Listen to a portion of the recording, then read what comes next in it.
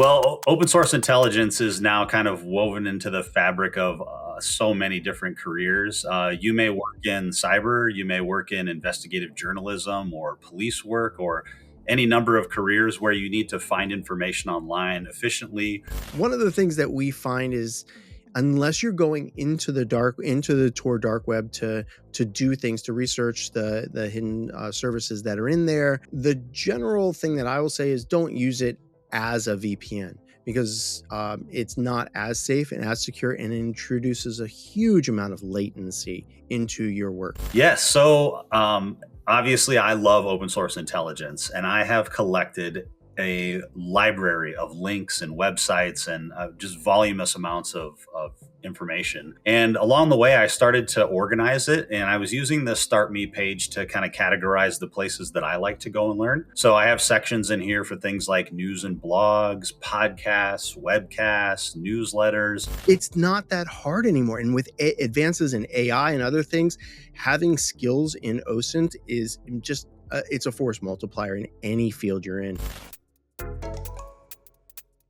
Data, data, data. There's data all around us. But are you curious about diving into the world of data, but don't know where to start? Like, what do we do with all of this data? Well, Brilliant's data analysis path is your perfect starting point. From the very foundations of data to the intricacies of neural networks, this path guides you through each critical step. Think of it as your personal roadmap into the data universe. The best part, it's designed for everyone, including you. Doesn't matter whether you're a beginner or looking to brush up your skills, Brilliant makes complex topics like probability and statistics surprisingly easy and fun to learn. It's not just about the theory, and this is what I love about Brilliant. You get real hands-on experience. You'll be playing with datasets, experimenting with randomness, and dabbling in neural networks before you know it. And don't worry about feeling overwhelmed. Brilliant takes you on a gentle journey from the very basics to more advanced concepts. Each step is a low-pressure, high-engagement learning experience. It's not like just watching a video. You're actually actively involved in your learning. It's recommended for not only being accessible, but also very engaging. Brilliant is opening the doors to STEM fields in such a friendly and approachable way. So are you ready to embark on this exciting journey? Start your data adventure today with Brilliant. Use my link below. Go to brilliant.org/David Bombal. And what's fantastic is the first 200 people that sign up get a special discount so that you can start your journey into data analysis. I really want to thank Brilliant for their amazing partnership and for sponsoring this video. I believe that you can change your life through education, and Brilliant are empowering many people around the world to do just that. Education can change your life, so start your journey today. Everyone, it's David Bombal back with two very special guests. Micah, Griffin, welcome. Thanks for having us here. So for everyone who hasn't seen our previous videos, Micah and I have done a bunch of videos together. I've put links below. Been a long time, Micah, so it's great to have you back. I think it was about a year ago that we last spoke. Griffin, great to have you on the show. Big question for 2024, right, is OSINT. I've heard this term. People, the example I often see online on TikTok or whatever is people saying, and Mike, you've warned about this before, don't put photographs of your kids online because people with your kind of skills can find people really easily. So perhaps you can tell us what OSINT is very quickly, but then hopefully give us a path, perhaps paid, perhaps free, different options for different people, to get to your level. I mean, how do I get from like knowing very little to becoming hopefully sort of like you guys? Griff, why don't you go ahead and start with the what is OSINT? Sure. Well, open source intelligence is now kind of woven into the fabric of so many different careers. Yeah. You may work in cyber, you may work in investigative journalism or police work, or any number of careers where you need to find information online efficiently to help support some kind of a question that you're going to answer, or other information that you need to find. So the world of open source intelligence is extremely broad, and all of us that are kind of immersed in it and considered to be having some kind of expertise in the field, we're maybe very knowledgeable about a section of that, and then also knowledgeable enough in other parts of it to go and find the resources and the people to learn those other skills. So Micah and I get asked all the time, how do I get into OSINT? Exactly. And it's such a broad question, right? But it really depends on the person. So Micah, why don't you tell them how we've broken that down? Yeah. So The field of open source intelligence went from a pretty narrow field of you're doing open source intelligence or OSINT in support of military objectives, Yeah. or for, maybe for private investigators a little bit. And then the internet came by, and now so much data is online. It's absolutely incredible what you can find. And so, like you said, David, we have taken some of your vacation photos and located where you were. Yep. It's not that hard anymore. And with advances in AI and other things, having skills in OSINT is just it's a force multiplier in any field you're in. So to what Griffin said, what we did is we figured out a little while ago that the way to do the best type of learning about what is OSINT is to take a course. And really, you can take the course or you can do self-learning, and that's kind of like one of those paths that you can choose, and you don't have to stick to one of them, but you do need to pick one of them. Do you have funds? Do you want to get that cultivated data really quickly about the skills that you need, the tools that you need, the best resources? If so, a course is the way to go. Griffin and I actually have a course called Introduction to OSINT, which is a free course that we've created with these people in mind. Like, how do you go from I don't know anything, I heard the turn on some TV show, to that's what OSINT is. So, I mean, that's fantastic, Micah, and I really appreciate you guys sharing with the community. So this is on your company website, right? And it's a free course that I can take. Absolutely. This is a free 2-hour course that Griffin and I created with the perfectly new person coming into the OSINT world, coming into. It's on myosint.training, and you can go to the Introduction to OSINT course, which will be in the link in the notes, and you just sign up for it and take the course. It's a series of videos. There's some hands-on work that you can do. We talk about security and operational security and make sure that you stay a little bit safer in your work, and we give you a ton of resources as well. I'm glad you mentioned that, because I think a lot of people who watch my channel are interested in cyber. And I mean, obviously, Micah, you've come from a cyber background. So, I mean, when you want to attack a company like on a pen test or something, you need to do OSINT. But, you could do the offensive OSINT like that, or you could do you need to be aware of what you guys can get up to, because if you want to hide your tracks, then, from a privacy point of view, you want to perhaps not share too much data. And Mike, you've done some crazy videos where I think the famous one I remember is the beer drinking thing, where you find out about someone just based on what they were drinking, which is insane. But Griffin, you do a lot of good work. So perhaps you can tell us a bit about the stuff you're involved in, because it's law enforcement use this a lot, and you do a good cause with finding missing people. Is that right? Yeah, absolutely. So my background is in the investigative side of open source intelligence. So I spent 20 years in the private sector as a corporate investigator, handling organized crime. Loved my job. It was amazing. And then one day I met up with some folks in law enforcement who were working together to find missing, exploited, and trafficked children. And I realized that the skills that I had developed in open source intelligence could be immediately transferred to the work that they were doing. And I became part of an organization called the National Child Protection Task Force. I'm now their chief investigations officer, and I work there full time. And I go between training law enforcement and supporting law enforcement's investigative efforts into finding missing children, victims of exploitation, suspects involved in those cases. And my specialty and my day in and day out work is all open source intelligence information that can be found online. So Griffin, I mean, that's great to hear about jobs, because, people are interested in this, but, there's, you can do it for fun, play games or whatever. But for a lot of people, they want to make money out of this. So I'm assuming there are a lot of opportunities or jobs in OSINT. Yeah, there really are. And there's a lot of jobs that use OSINT and maybe they don't call it that. And there are some now specifically consider that to be a discipline or a subsection of their work. In my work with people that investigate criminal activity, you've got crime analysts, you've got investigators, federal agents, different tangential officers that need to find information online. And all of those folks are kind of aware of open source intelligence to a level. And some of them have received training on it, and the industry, I guess, in terms of law enforcement as a whole, have kind of embraced the fact that open source intelligence is a really critical part of criminal investigative work. But in terms of jobs on the broader landscape, there are so many different careers that use OSINT as a skill. I think about all the investigative journalists that I talk to. folks that are doing sourcing and recruiting, right? Finding that great talent for a company. That's open source intelligence work right there. And a lot of times people don't think of it that way because maybe they don't call it the same thing. Well, I was just going to say that Griffin mentioned careers in OSINT, and we literally have free content on YouTube that is a channel full of people that use OSINT in their work, whether it's cyber or whether it's law enforcement or whether it's private sector.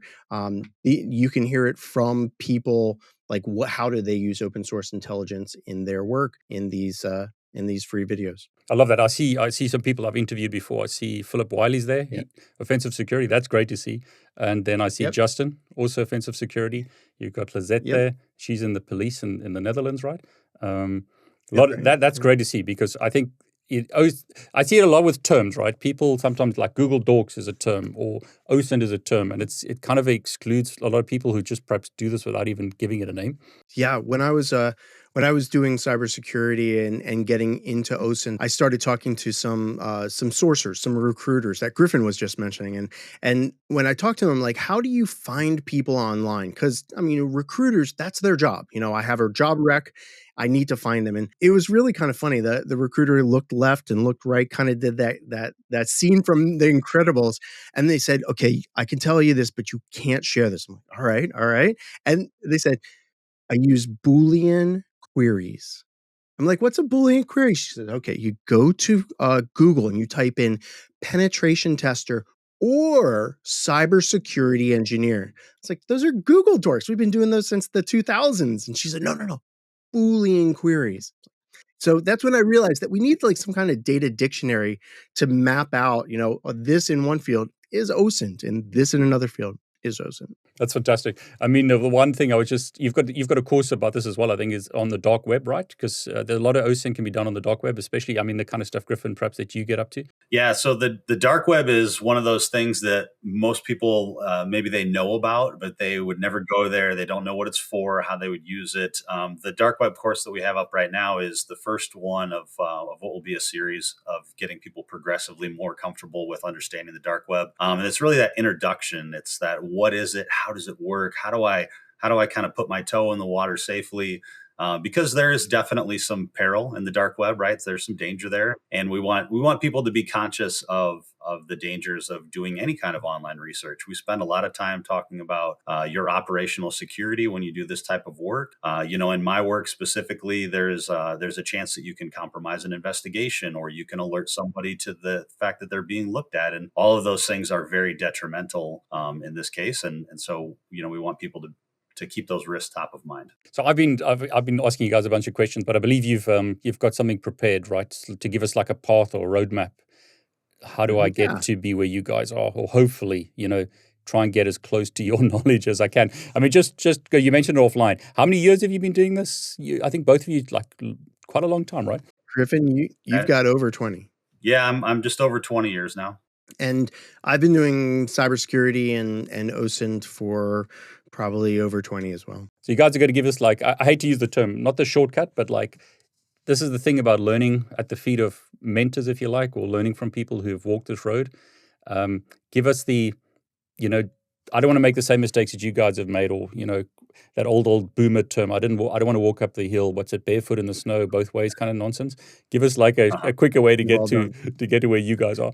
Well, and that's the exact point that we started out with, David, is that Griffin and I realized that just like cybersecurity and many other fields nowadays, I mean, if I want to learn how to change my car tire, I can just go to YouTube and there's a video on it. But you know what? I destroyed my washing machine the other week because I watched the wrong YouTube video and the person helped me destroy my washing machine. And so what we know is that some of the videos that teach OSINT skills online that are free maybe aren't the best educators, they aren't the most ethical people, or it isn't quality material. So that's why we created our class. We wanted to do it the right way.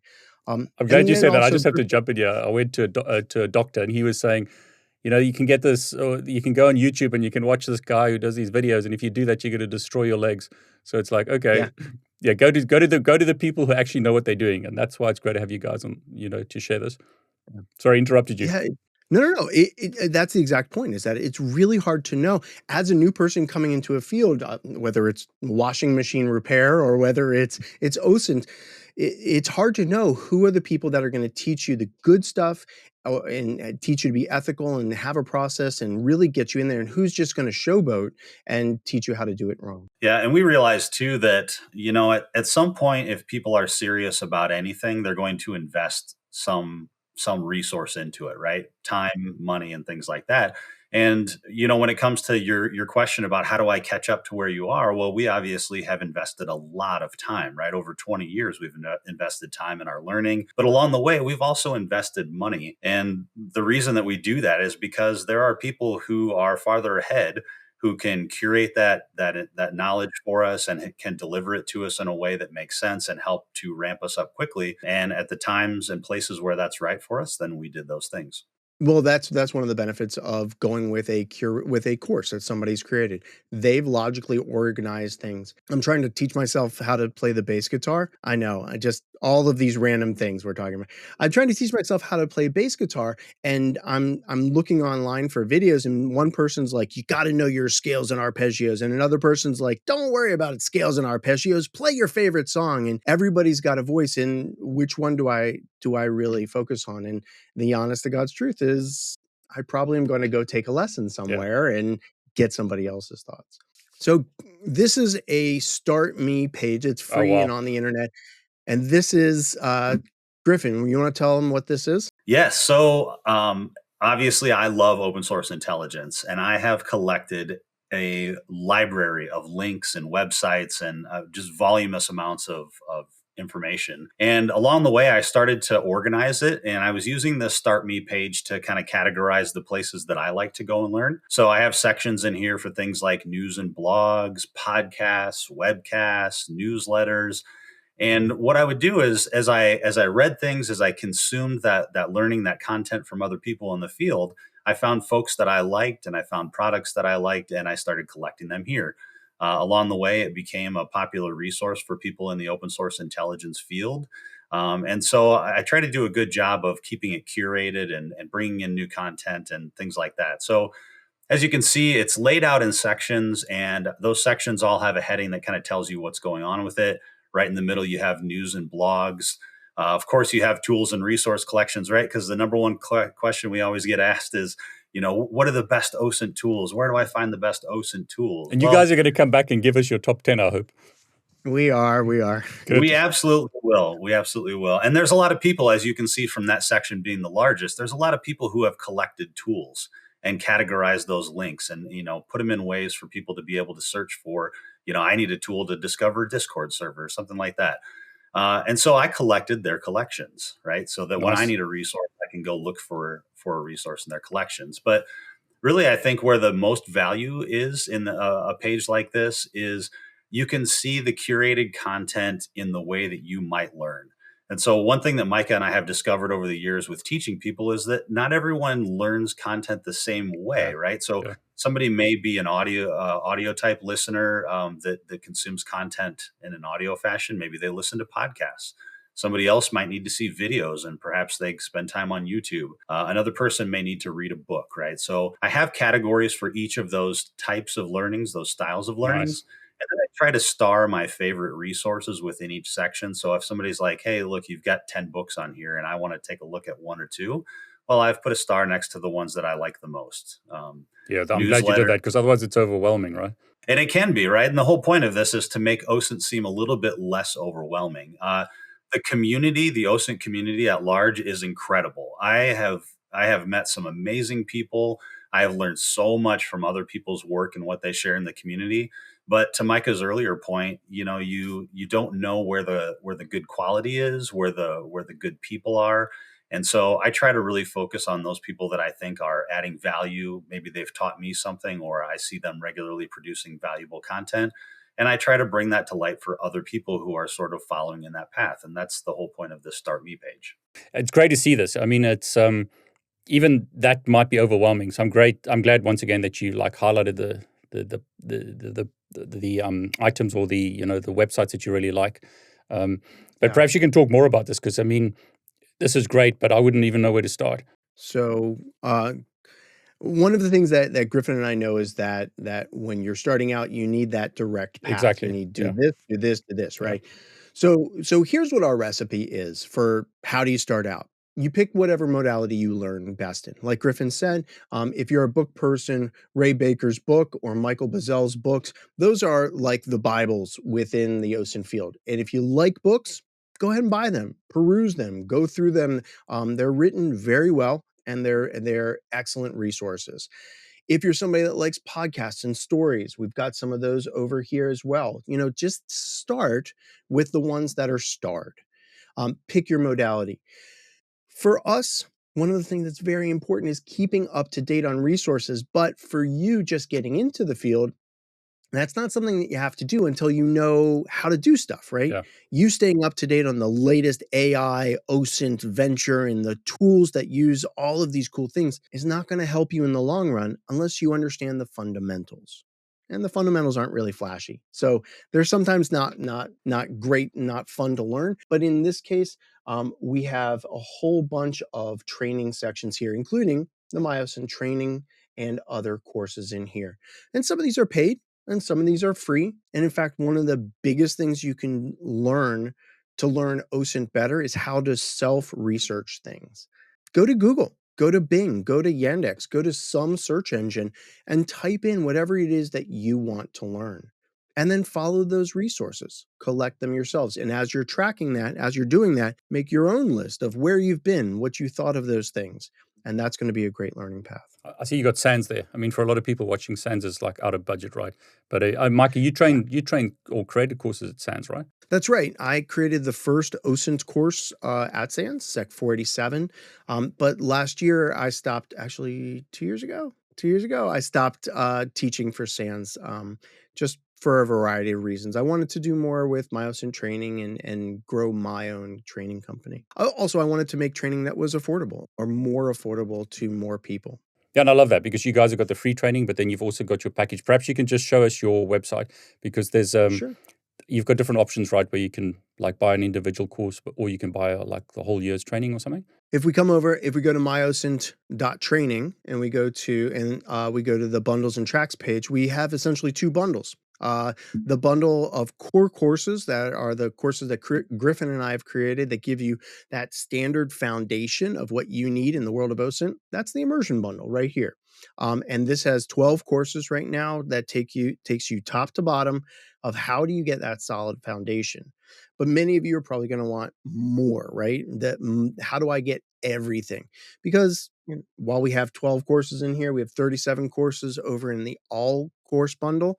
And that all OSINT course bundle has the dark web, has social media platforms, and has some of the more technical things that many of the people coming from a cyber background may be interested in, like Python tools that do OSINT. But then if you like any of if you want to do any of these courses and just do a single course because maybe you are looking to get into Telegram. So we go down to the social media track and we go to Telegram. You can pay this. You can pay $100 and Is that $100 a month or a year? it's $100 a year, Oh, great. David, just because of your listeners. And No, that's great. I mean, so the for people watching, because there's different people who've some people are starting out, don't have money, students, or perhaps in parts of the world where they don't have money, and then you've got people like me who perhaps or like you have been doing it for a long time. We just have a company that can pay, or we far further in our journey, so we can buy those different options. So you've got the free course on your website, you've got different options on your website, but the one that'll always come up is YouTube. Are there any recommended YouTube channels? What's your YouTube channel? Perhaps you can just show us that. You've shown us sort of the list of people that you've interviewed, but that's your cool. YouTube channel, and then any other YouTube channels that you can recommend? Yeah, so this is our YouTube channel right now. The only content that we're really putting there are those careers and OSINT videos. That's our main YouTube content now. But Griffin, I think you know some other YouTube channels that are quite popular. Yep. On the Start Me page, I have a couple of them that are starred in the video section there. There you go. Gary Riddell is doing YouTube videos now, and I would say that he's fairly recently making content. I just really like the way that he puts things together.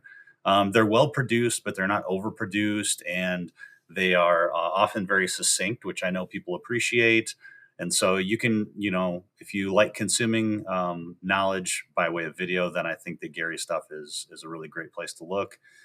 We have another one that we start on there, the Growl Hicks, Sophia Santos's YouTube channel. Sophia focuses on walkthroughs and exercises, which we really like because as practitioners ourselves, we like to really demonstrate concepts because it makes the learning just kind of more immersive and helps people kind of connect with how to perform the skills as opposed to just telling them what they are. And she does a great job of walking through some different OSINT challenges and showing the steps that she's taken in there. I'm glad you've done that because the channels aren't that big, but it's great that there's content. You don't even know about the people out there that are producing all this amazing content. No, I was going to say that to your point, absolutely.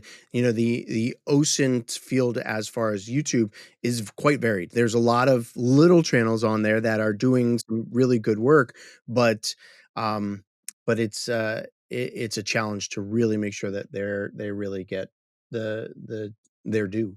This is Benjamin Strick. Ben has some really great videos here. Again, all free on YouTube.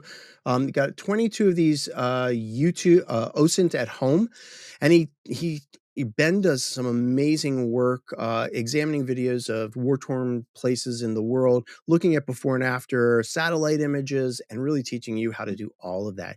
He's an expert in geolocation, in image analysis, and video analysis, and he makes it so approachable. I love his just sitting down and watching his videos. They're very entertaining as well. Yep, all three of those are the start options there under the webcasts and videos. So if people want a place to start, that's definitely a great place.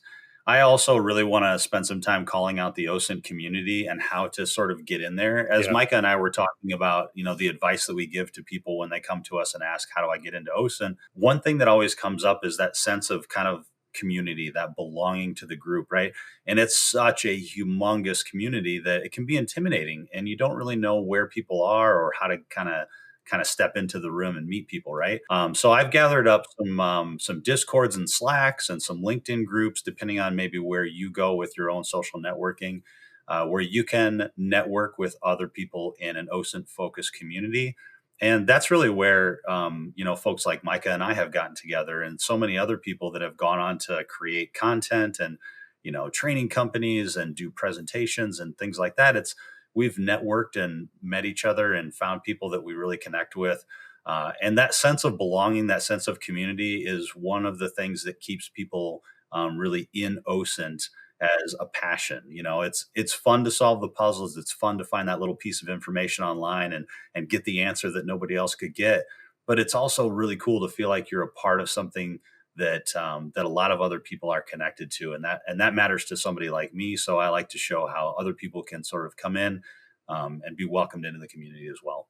See, on the top left, you've got like the those are the Discords and groups that you would recommend people join. Once again, the start. Yep. Yeah. So the thing that I would say is that each one of these groups, these Discords or Slacks or private forums, has their own feel, right? Just like you would, at lunchtime at work or in school, everybody found their own people that they meshed with. Here, same thing.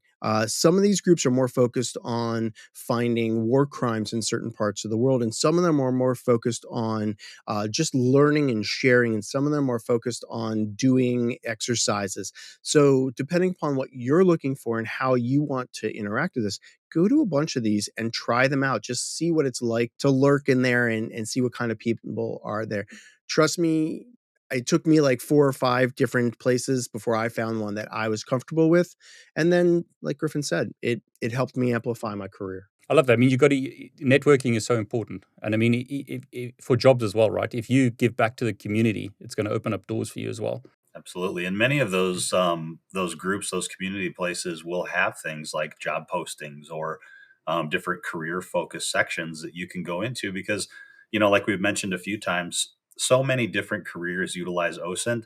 And if you're a person who wants to get into OSINT, right, like we're asked all the time, really it's a matter of how do you want to use it and what's it going to be applied to? Because you may have a profession, a career that you already are really passionate about that you see yourself doing for a long time. And it's more of how do I incorporate better OSINT skills into the work that I'm doing? And that's where you kind of find your group of people and you find your niche. And those community groups are really great for that. That's brilliant. But I think for a lot of people, a lot of people in cyber perhaps or in other disciplines, you learn by doing. Do you guys is there CTFs or you capture the flag, or are there ways to practically learn this stuff? Glad you asked that, David. Yeah, absolutely. Very much like the world of cybersecurity and just other things that are out there. Online challenges are very abundant at the free and the paid levels as well. Griffin has a bunch of them here in the challenges section at the very bottom of his page. Each of these goes to people like Grail Hicks, who we just saw her YouTube channel. And these exercises are really important because I mentioned, I'm trying to teach myself bass. I watched a whole bunch of YouTube videos, David. You would have been very proud of me. And I went and picked up my bass, and I have no idea what I was doing Exactly. on it. So watching videos does not make you an expert in something. I know that's hard for some people to understand, but it's doing. And so these challenges, they range from classic capture the flags, where you sign up for an account on some system like Try Hack Me or other ones, and you answer questions or go find results out there using open source intelligence, or some really more complicated ones like Sector 035's quizzes that you start out by sending an email to a Gmail account, and then it kind of leads you through a process. Just some of these other ones which are paid and will help you solidify your skills through doing. I love that. I mean, it's exactly that. You can watch 1,000 videos about how to ride a bicycle, but until you've fallen off a few times and tried, you're not going to be able to ride a bicycle. And there's no shame in failing, right? I mean, it's just you got to get up and try again. Yeah, and actually, the failing is what helps us learn. I had well, when my son was little, we went to a little basketball team for him, and he was like 6 or 7, and he couldn't even really dribble. And then we looked around, and there were kids that were dribbling, and almost, I mean, these 6-year-olds were like dunking and stuff. Right? These kids were dribbling around. They had valid skills. Okay, so they had some great skills. And the coach said, okay, whether you have skills or whether this is your first time with a basketball, I want you to come here to fail. This is a safe space.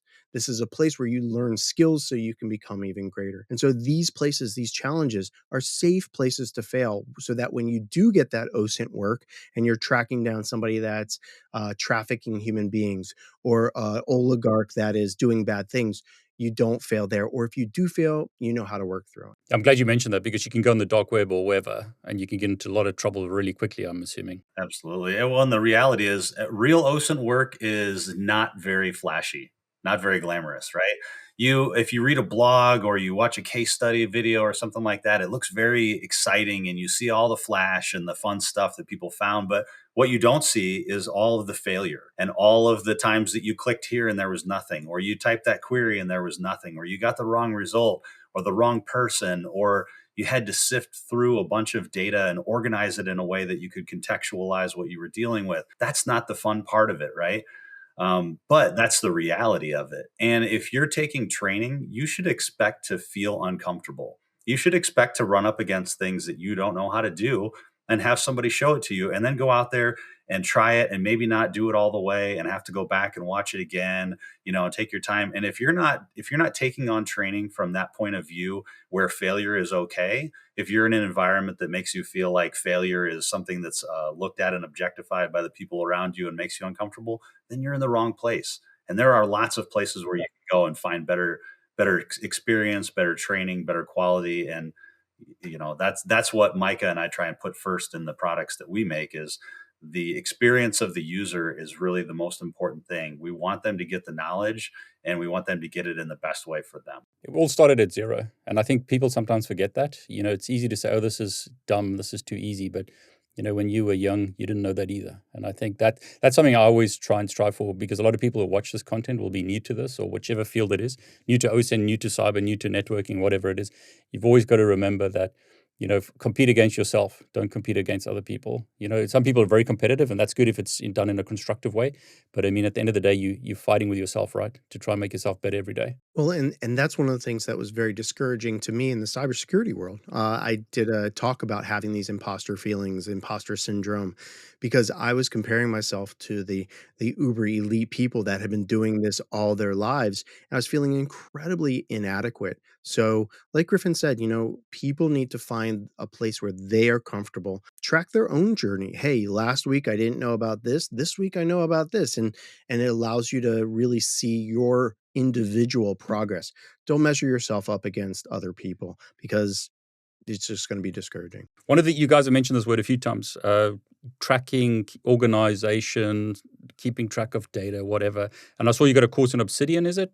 How do you? Yeah. What sort of? Do you have how do you keep track of all this stuff? Because I'm assuming you're collecting, I don't know, huge amounts of data. So Obsidian is one of the things that I really love. And in fact, David, I looked at the clip from last year, and you pinned me down on my favorite tool, and it was Obsidian, and because it's just an amazing place to store a huge amount of stuff. Saying that, though, I will tell you that in the past year, while Obsidian is my main note-taking note-taking application, I'm also a big fan of simpler tools like Excel. Interesting. Griffin Yeah. was mentioning, that sometimes you just have a whole bunch of data, and there are very few other tools that can take a whole bunch of data, sort it, organize it, filter it like Excel or the other types of spreadsheets can. So that's another tool that we use. Griffin, what do you like using?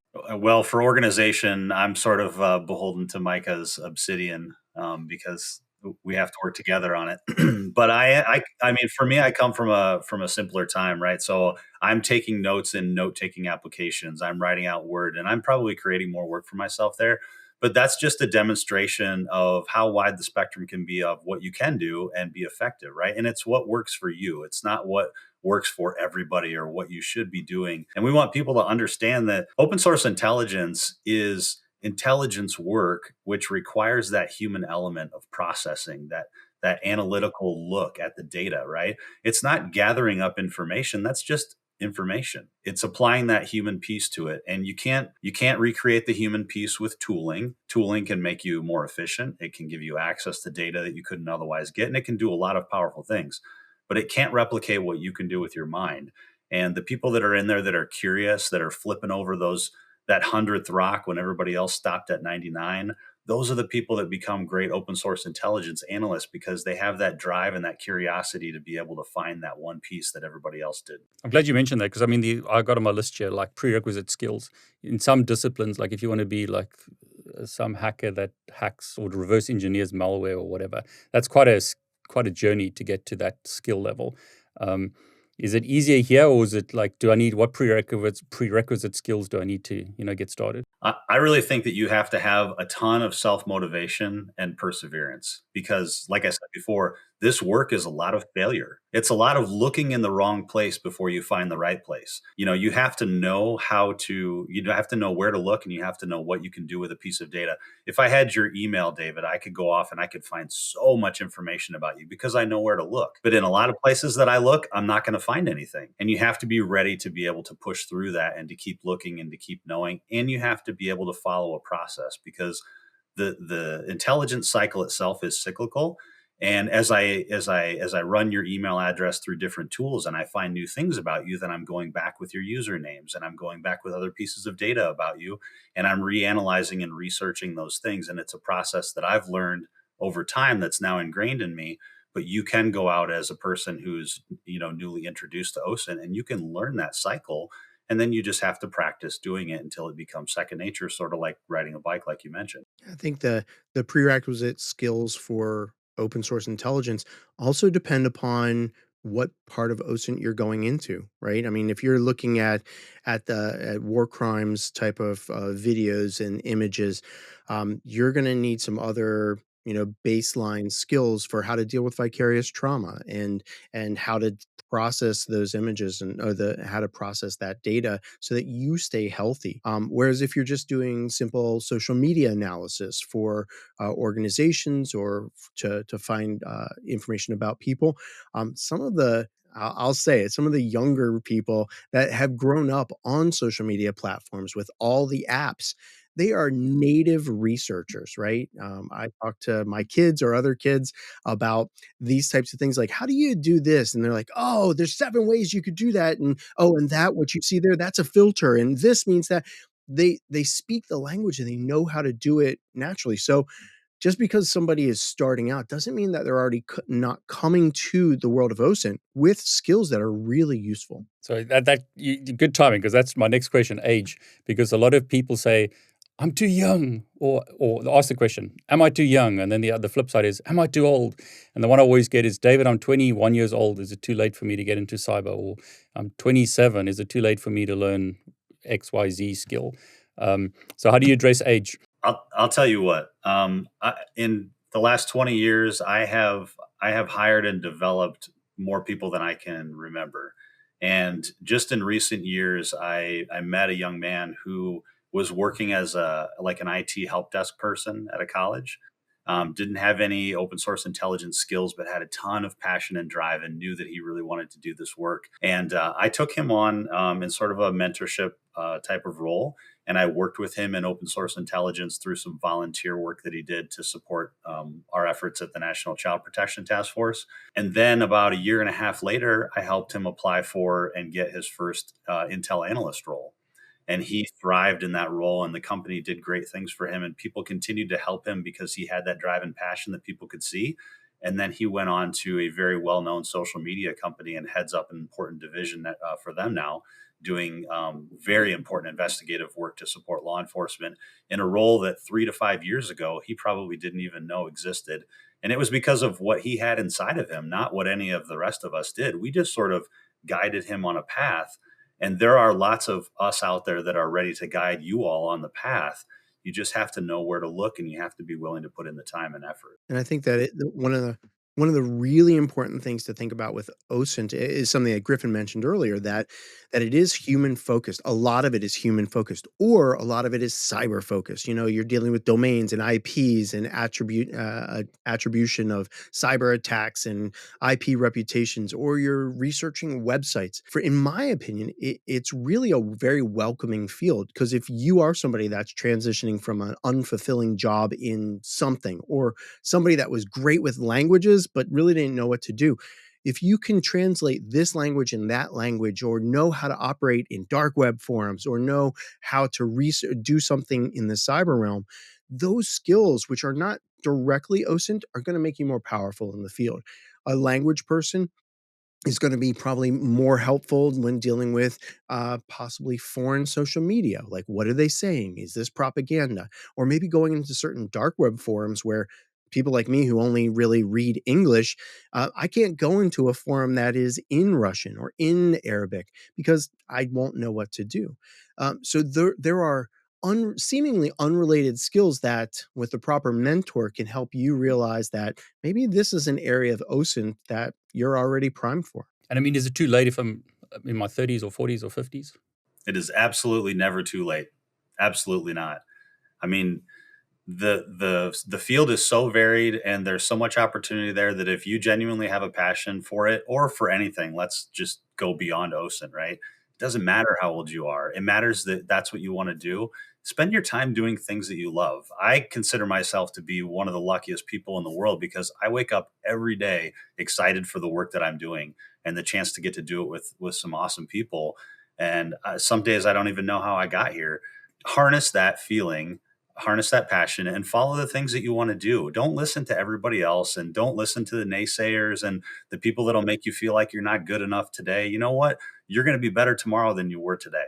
And you're going to be better the next day and the next day. And then someday it won't matter. So just put your head down and go work. Griffin, I'm not sure if we should talk about this, or David, I'm not sure if we should talk about this, but there's a downside to wanting to get in the field of OSINT, is that you get really excited, you follow your passion, you're learning stuff. Maybe you've taken a class or done self-learning, you're doing the exercises and everything, and now you can't find a job. Yeah, that's my next question. How do I get experience without a job? How do I get the experience to get a job? So yeah, perhaps you can talk about that, because that's the big one, right? It's fun to do this on the side, but for a lot of people, it's I need to put food on the table. So perhaps you can talk about, are there good, like, are there good jobs? It sounds like there are lots of good jobs. And sorry to interrupt you, Micah, but like, how do I go from like interested now to getting that job? Yeah, so there are a lot of jobs that use OSINT.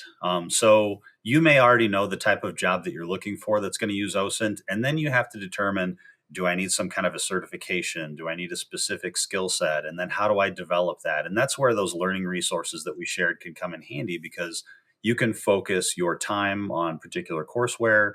You can focus your learning in a particular area. If you don't know yet what kind of career you want, but you know that open source intelligence speaks to you and that you want to be a part of it, well, then that's where you need to go out and you need to find that mentorship. You need to find the training that that connects you to the resources and things that you need to do to upskill yourself. And there is tons of opportunity to get involved in the community through volunteer work, through helping crowdsourced investigative operations, things like finding missing people and things like that. There's great organizations that are out there putting on events to do things like that. You can go out and practice those skills and develop them. But along the way, you can learn, you can blog, you can make your own videos, you can write, you can get involved in collectives of other people that are producing content. You can find universities that are involved in open source intelligence and find programs there. You can offer to volunteer your services to people that are doing good work in a field that you feel connected to, using the skills that you do have. There's lots of ways to get involved and develop those skills that you can put onto a resume. And ultimately, the best thing about OSINT is that it teaches you how to get better at finding things online, right? That's where we are.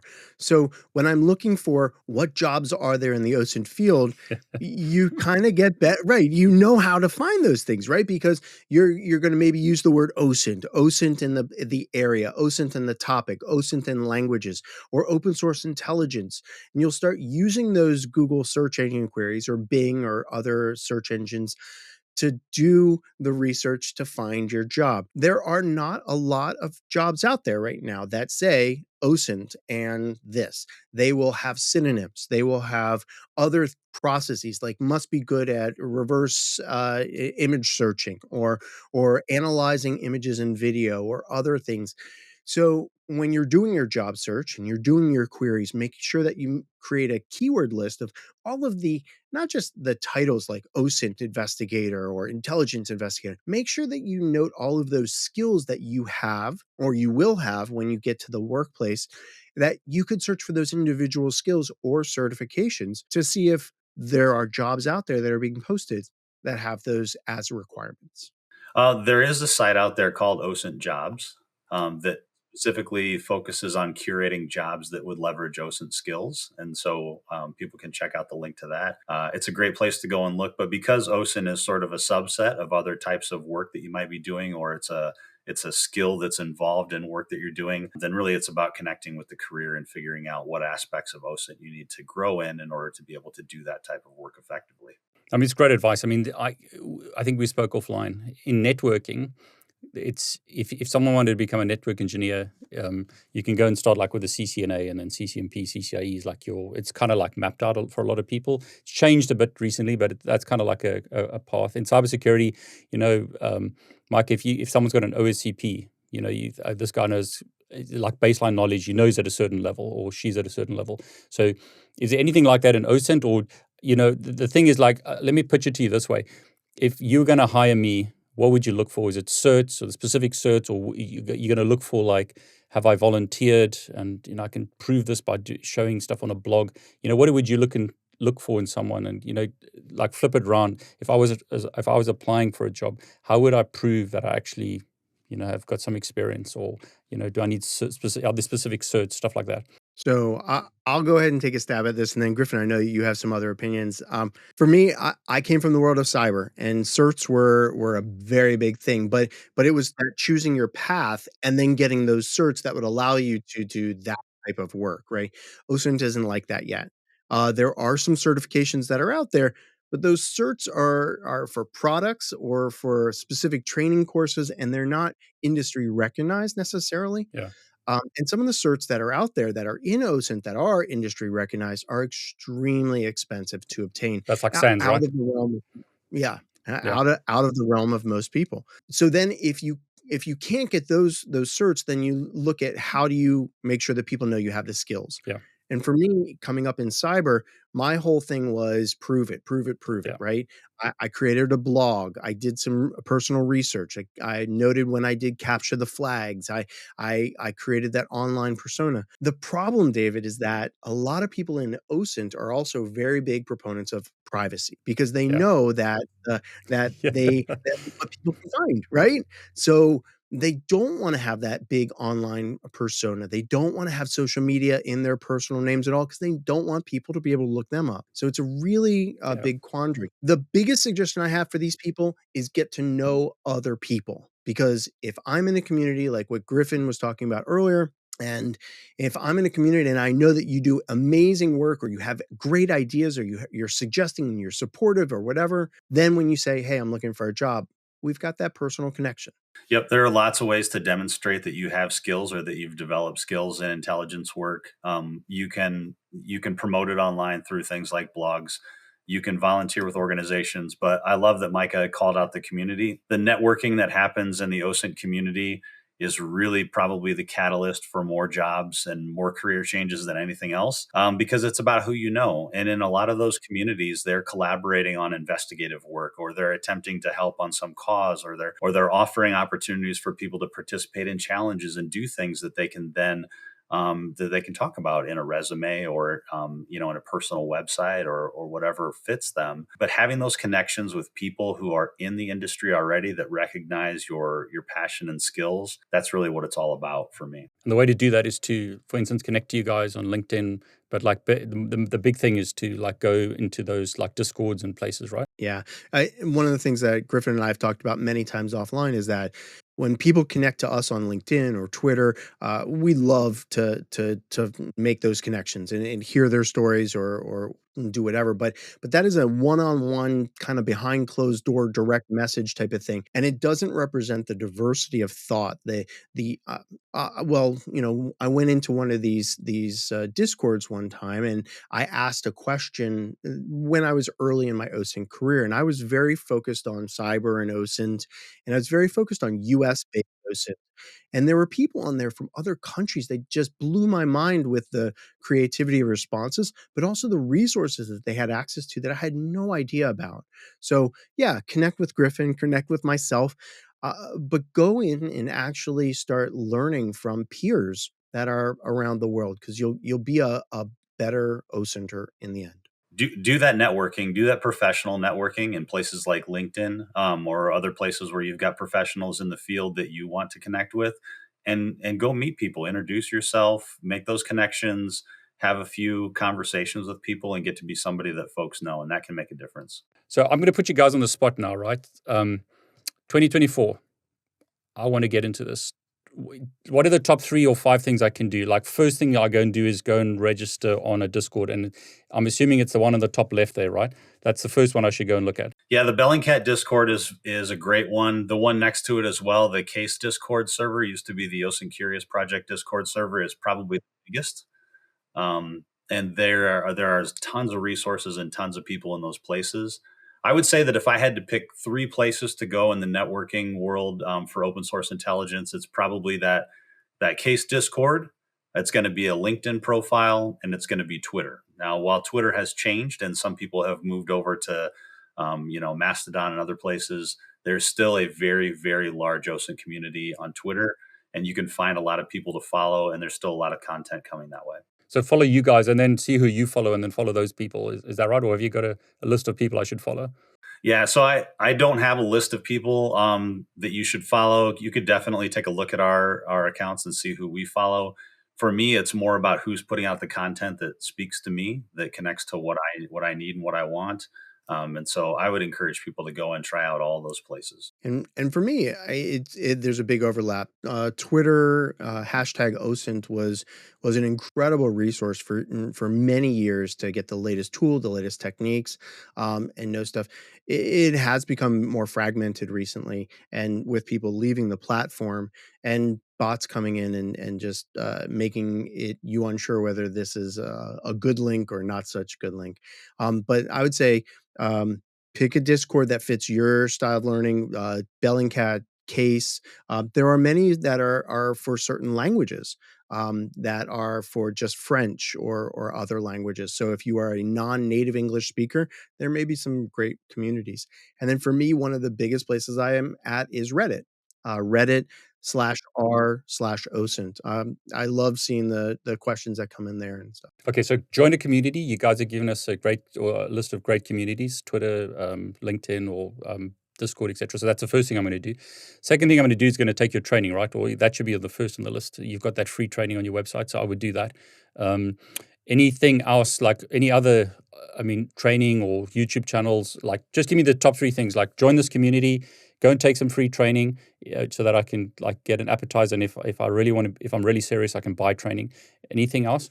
I was going to say, start to exercise those skills, and see where your learning gaps are. So go out and check out some of those challenges in CTFs, or watch how people like Sophia Grauhicks has conducted her research and put up those video explainers of how to solve challenges, and identify your own learning gaps so that you can focus your time and effort on training in those areas. So if I had to break down what what somebody in OSINT, what somebody that is looking to get an OSINT should do, it would be one, get that training. Take our free introduction to OSINT course that'll give you a foundation. Then look for your next training, whether it's on our site and our paid courses or whether it's free resources that are out there. Second thing is get that community. That community is going to help you eventually get the job, but it's also going to provide you that diversity of thought and going to help mentor you along the way. And then the next thing is for you to find places to practice. Now, practicing OSINT is absolutely the easiest thing you will ever come across on the web. When I was in cyber, I had to create this virtual machine with advanced networking and all, and then hack it and then rebuild it. And with OSINT, you literally are going out to Google. You pick a target, whether it's yourself, which is always a good target to start out with because you know what's good and what's bad, what's false information and what's real. So Google yourself, look at what your usernames are, your email addresses, see what you can find. And then you said this earlier, David, pivot, pivot, pivot, right? So I searched for my email in a search engine. I found these sites. Let me go and research that. Is that me? Is that somebody else? So those are my top three things that somebody can do to really get a great start in the new year. So, Mike, you mentioned this earlier, and a lot of people who watch his video or watch my channel are also interested in privacy. It's like the more I listen to you guys and people like you, the more paranoid I kind of become. Like, I don't want to put anything out online when I see what you guys can do. Like the fact that you can, find out where someone is just by their drinking or like just posting some random photo on the internet. It's insane what you guys can do. So, what's your advice with privacy? And like, also, like, if you're doing this, how do you guys have a course or something that, like, how do I keep myself safe? Excellent question. And that is, if we were to say, what is the opposite of open source intelligence? What is the opposite of what we do, going out and finding things? It would be privacy, right? It's removing stuff from the internet or limiting stuff to get on the internet. As you increase your privacy, you decrease our ability to find stuff about you. And this is something that we have covered in our course, Operational Security and Privacy, that we sell. And we sell because we feel like it's an important piece of the overall puzzle. It's keeping you as the investigator, as the analyst, safe in your journey to research whatever it is that you're going to research. So this course has all of our tips and tricks about VPNs, about Tor, about how do you remove your data online, and how do you even do an assessment of what your personal risk-based tolerance is. So I'm glad you mentioned Tor. VPNs. Favorite VPN, if any, or is Tor better than a VPN, or is it like, does it depend? I'm a Proton user. I like Proton's products. I like their quality, their services. I like their options, and I really like their price point. I am happy to, and I recommend that people pay for a good quality VPN. That's one place where I don't like to recommend free options in the world. I do think that when you're hiding your traffic that way or protecting your traffic and IP address that way, that paying for a quality VPN provider is a good idea. And I feel like for me anyway, Proton VPN checks that box. And email, same thing, Proton email, or is it like, do you have a separate email? I do use the Proton email ecosystem, and I have it set up through my domain, and I have other addresses through them as well. I like the flexibility in that regard with their product and the ability to run other email through it. They've also expanded their services now to include a password manager. They've got a drive service. They have a calendar service, and everything is end-to-end encrypted, zero visibility. So I really like that. But you're not paid to say that, but I will, is that right, Griffin? You're not paid to say that, right? Not at all. I wish they would pay me.